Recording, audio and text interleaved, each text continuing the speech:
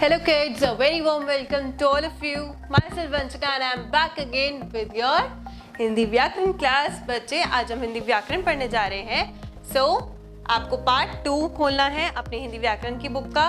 जल्दी से हिंदी व्याकरण बुक खोलो. पार्ट 2 वर्ण एवं लिपि एंड पेज नंबर इज 9. कभी पहले देखी थी ये बुक? नहीं देखी थी क्योंकि हम पढ़ते ही नहीं है. नहीं हम पढ़ते हैं, हम बहुत इंटेलिजेंट हैं. Okay so let's start. हम हिंदी व्याकरण करेंगे. ओके चलो, मैम ने ऑलरेडी ओपन किया हुआ है एंड चैप्टर का नेम है हमारा वर्ण एवं लिपि. कि वर्ण क्या होता है और लिपि क्या होता है इसे हम समझेंगे. ठीक है, फर्स्ट ऑफ ऑल हम समझेंगे वर्ण क्या होता है. वह ध्वनि जिसके टुकड़े ना हो सके वर्ण कहलाती है.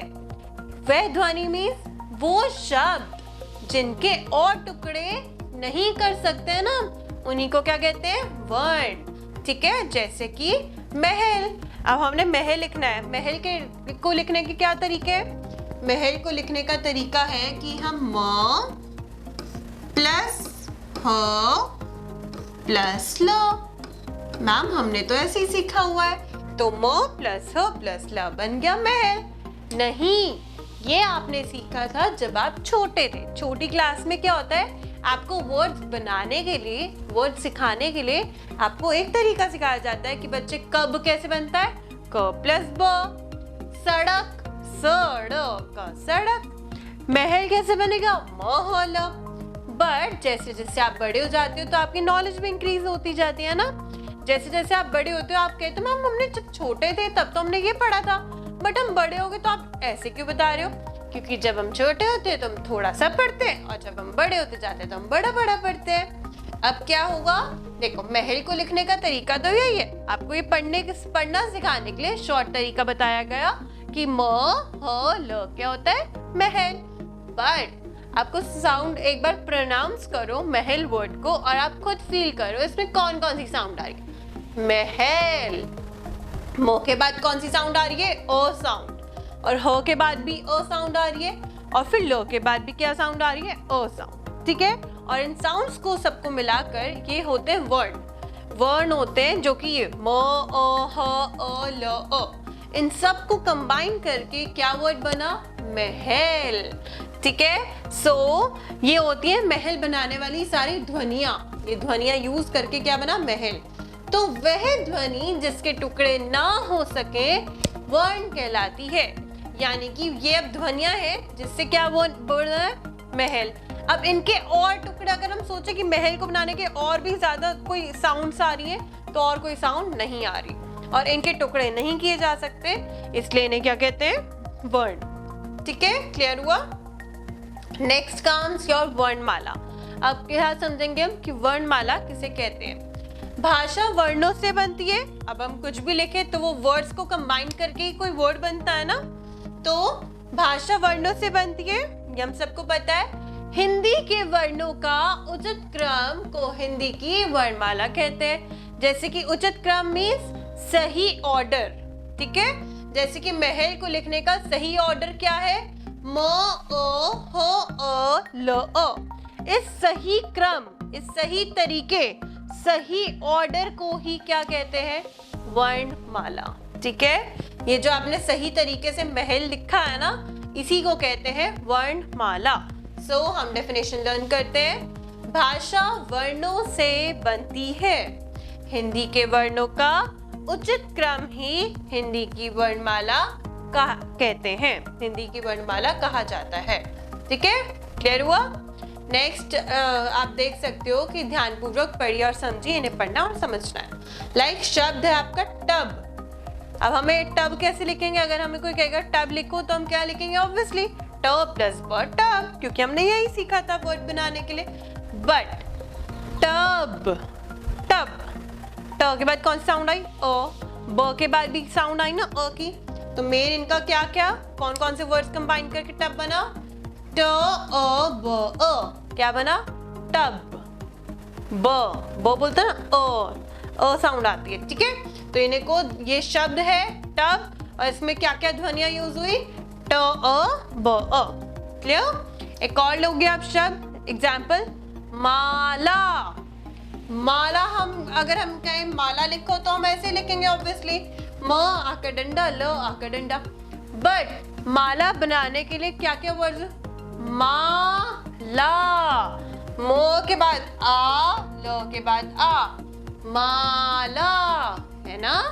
तो इन्हीं को क्या कहते हैं, ध्वनियां। ये शब्द ध्वनियों के मेल से बने हैं, यानी कि ये जो दो शब्द हैं और बहुत सारे शब्द हैं, ये किससे बनते हैं, ध्वनियों के मेल से, यानी कि बहुत सारे शब्दों के मेल से।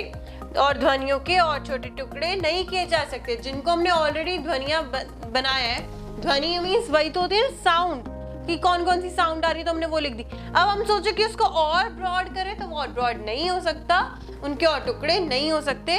ये सबसे छोटी ध्वनियां हैं, यानी कि ये ध्वनियां जो है, जो हमने ये सीखी है ऊपर, ये कौन सी है, छोटी छोटी, सबसे छोटी ध्वनियां हैं। ठीक है, अब आप पेज नंबर 10 पे आओ, जल्दी से आ गए, वेरी गुड। चलो लेट्स गो। वर्ण के प्रकार। अब आप पूछोगे मैम वर्ण के प्रकार भी होते हैं? यस, वर्ण के दो प्रकार होते हैं। कौन कौन से? स्वर एंड व्यंजन। ठीक है, वर्ण के दो प्रकार होते हैं, स्वर, व्यंजन। स्वर किन्हें कहते हैं और व्यंजन किन्हें कहते हैं? देखो, स्वर होते हैं आपके वोवल्स, जिन्हें हम इंग्लिश में पढ़ते हैं ना, वोवल्स। कौन कौन से? ए, ई, आई, ओ, यू। पढ़े ना ये 5 वोवल्स। लेकिन जब हम इन्हें हिंदी में देखते हैं तो हिंदी में वोवल्स को कहते हैं स्वर।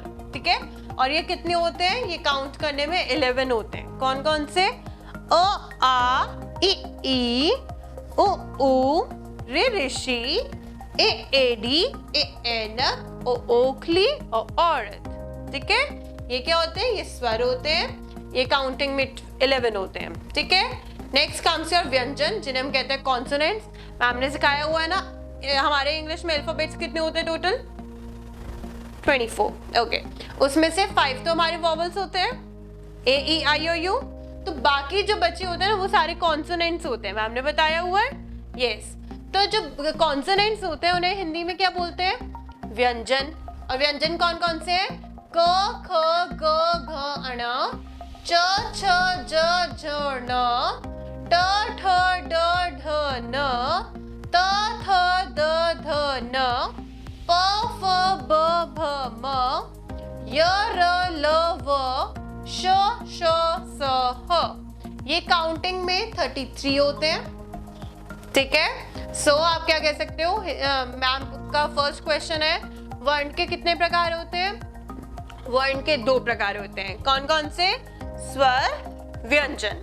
ठीक है, स्वर क्या होते हैं? स्वर में अगर मैम आपसे पूछे स्वर किसे कहते हैं, तो आप ये सारे बता सकते हो। ठीक है, और आप इसकी डेफिनेशन भी लिख सकते हो।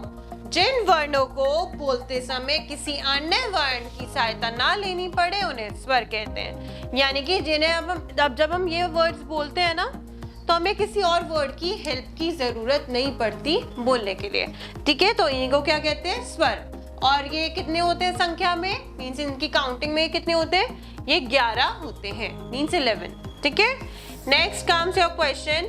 बच्चे, व्यंजन किसे कहते हैं? जिन वर्णों को बोलते समय स्वरों की सहायता लेनी पड़ती है, उन्हें व्यंजन कहते हैं। अब देखो, जो स्वर होते हैं ना, उन्हें किसी की नीड नहीं होती बोलने के लिए, बट जो व्यंजन होते हैं उन्हें स्वरों की मदद चाहिए होती है कुछ भी बोलने के लिए। ठीक है, और ये संख्या में कितने होते हैं? ये संख्या में होते हैं 33। 33 मीन्स 33। ठीक है, क्लियर? चलो, और बस ये आपके नीड के लिए नहीं है, आपको मेन क्या सीखना था कि वर्ण किसे कहते हैं। मैम ने आपको बताया, वर्णमाला की डेफिनेशन मैम ने आपको बताई है। देन वर्ण कितने प्रकार के होते हैं? वर्ण 2 प्रकार के होते हैं, दैट इज स्वर एंड व्यंजन। ठीक है, स्वर कितने होते हैं? 11, व्यंजन होते हैं 33।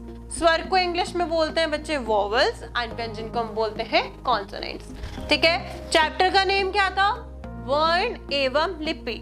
अब हमने वर्ण के बारे में सीख लिया, अब हम सीखेंगे कि लिपि क्या होती है। ठीक है, सो आप पेज नंबर 11 खोलो, जल्दी से स्टार्ट करते हैं। आपको आपके नीड के लिए ये नहीं है बच्चा अनुस्वार और अनुनासिक, अभी नहीं है। हम सिर्फ अभी जो पढ़ेंगे दैट इज लिपि।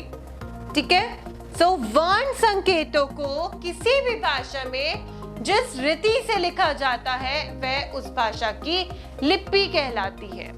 क्या होती है लिपि? वर्ण संकेतों को, यानी जो भी हम वर्ण लिखते हैं, जो भी शब्द लिखते हैं, उनको किसी भी भाषा में, हमारे पास लिखने के लिए तो बहुत सारी भाषा होती है, हिंदी भी होती है, इंग्लिश भी होती है और भी बहुत सारी लैंग्वेजेस होती हैं, बट हमें मोस्टली कौन सी लैंग्वेजेस आती हैं? 2 languages, that is Hindi and English, ठीक है। बट होती बहुत सारी भाषाएं, ठीक है, बहुत सारी लैंग्वेजेस होती हैं दुनिया में, बट जिस लैंग्वेज में आप उन वर्णों को लिखते हो उसी को लिपि कहते हैं, उस भाषा को ही लिपि कहते हैं। जैसे कि हिंदी भाषा को देवनागरी लिपि में भी लिखा जाता है, जो हमारी हिंदी की भाषा है ना, उसे देवनागरी लिपि में भी लिखा जाता है, ठीक है। नेक्स्ट इज, आपको ये अनुस्वार अनुनासिक नहीं करना है। Then on your next page, अब आपका नेक्स्ट पेज पे बुक वर्क है, ये आप खुद करोगे बिकॉज मैम ने आपको इसे समझाया है ना। यस, सो मैम आपको थोड़ा सा बता देती है। हिंदी के वर्णों का उचित क्रम डैश कहलाता है। मैम ने क्या बताया था? वर्णों को यानी कि शब्दों को एक क्रम में सही ऑर्डर में रखने को क्या कहते हैं? करेक्ट आंसर बच्चे, वर्णमाला। और आपके पास यहाँ पे ऑप्शंस भी हैं, आप ऑप्शंस की हेल्प भी ले सकते हो, ठीक है। So your first answer is वर्णमाला, ठीक है, ओके। सो अब आपको फिल इन द ब्लैंक्स अपने आप करने हैं, मीन्स खालिस्तान भरो। देन कम्स योर सही कथन के सामने राइट तथा गलत के सामने गलत लगाइए। सान में अनुनासिक ध्वनि है, इसको आप कट कर दोगे क्योंकि मैम ने अनुस्वार और अनुनासिक नहीं कराया है। सो आप सेकंड भी कट, थर्ड भी कट, ठीक है। नेक्स्ट इज, जिन वर्णों से शब्द बनता है वह उसकी वर्तनी होती है। मीन्स जिन वर्णों से शब्द बनता है, क्या वो उसकी वर्तनी होती है? इट मीन्स हमने जो भी शब्द है उसको बनाने के लिए जो जो वर्ण यूज करें, क्या उसकी वर्तनी होती हैं वो? यस, होती हैं। इसके आगे आप लगा दोगे राइट, ठीक है। नेक्स्ट कम्स योर सही विकल्प के सामने राइट लगाइए, ये भी आपको खुद करने हैं, बट मैम आपको बता देती हैं कि आपको कौन सा शब्द नहीं करना है, ये आप कर सकते हो वैसे। यस, आपको ये वाला क्वेश्चन नंबर 4 आपको नहीं करना है, ठीक है। बाकी आप फर्स्ट, सेकेंड एंड थर्ड खुद करेंगे, ठीक है।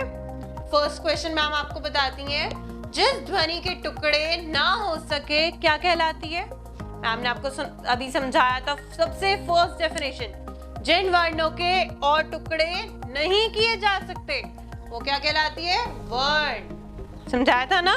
Yes. Next comes your question answers, ये मैम आपको असाइनमेंट सेंड करेंगी, आपको नोटबुक में करना है, ठीक है। और ये बुक वर्क है, आप खुद प्रैक्टिस करना क्योंकि मैम ने आपको चैप्टर एक्सप्लेन किया है ना। अदरवाइज मैम आपको असाइनमेंट भी सेंड करेंगी, तब आप वो कंप्लीट कर लेना, ठीक है। Hope you all have understood, thank you.